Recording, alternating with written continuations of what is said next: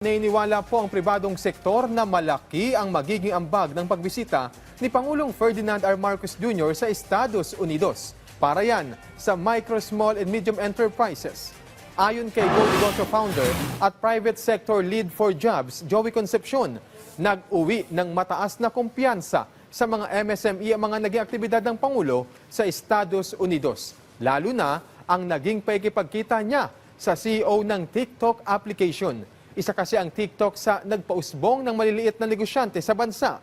Naniniwala naman si Concepcion na dapat ding tingnan ng pamahalaan ang posibleng epekto ng artificial intelligence o AI dahil posibleng maapektuhan nito ang BPO sector ng Pilipinas. President Marcos is on the right track.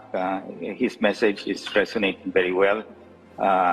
The partnership between government and the private sector is emphasized time and time just to give greater confidence to potential investors to the Philippines.